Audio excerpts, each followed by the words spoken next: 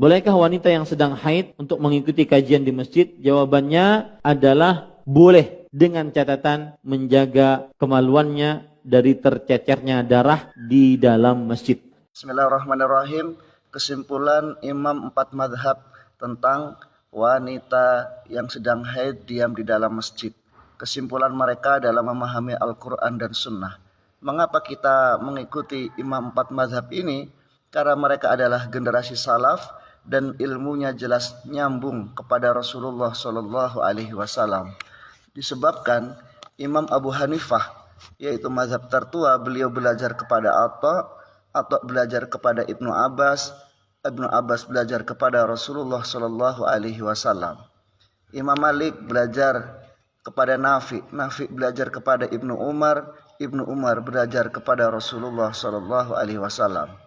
Imam Syafi'i belajar kepada Imam Malik belajar kepada Nafi belajar kepada Ibnu Umar belajar kepada Rasulullah Shallallahu Alaihi Wasallam. Imam Ahmad belajar dari Imam Syafi'i belajar dari Imam Malik belajar dari Nafi belajar dari Ibnu Umar dari Rasulullah Shallallahu Alaihi Wasallam. Keterangan ini kita bisa dilihat dalam kitab Al-Mizan Al-Kubra karya dari Syekh Abdul Wahhab Asy'arani. Lalu bagaimana kesimpulan para imam madhab tentang hukum wanita yang sedang haid diam di dalam masjid? Ajma'al a'immatu alla anna fardhus sholati sakitun anil haidi mudata haidiha. 4 mazhab bersepakat bahwasanya kefarduan sholat itu gugur dari wanita yang sedang haid di masa haidnya. Wa ala annahu la yajibu 'alaiha qada'uhu wa ala annahu yahrumu 'alaiha tawafu bil baiti wa lubsu bil masjidi.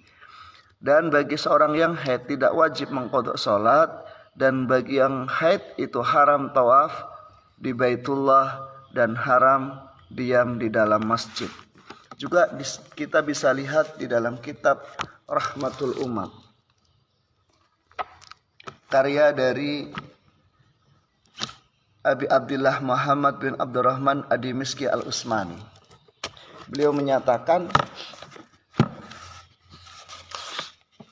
babul haidi, bab haid, ittafaqa al-a'immatu ala anna fardhus sholati sakitun anil haidi. 4 mazhab bersepakat bahwasanya kefarduan sholat itu gugur dari wanita yang haid mudata haidiha, di masa haidnya. Wa annahu la yajibu 'alaiha qada'uha, dan tidak wajib baginya untuk mengqadha salat.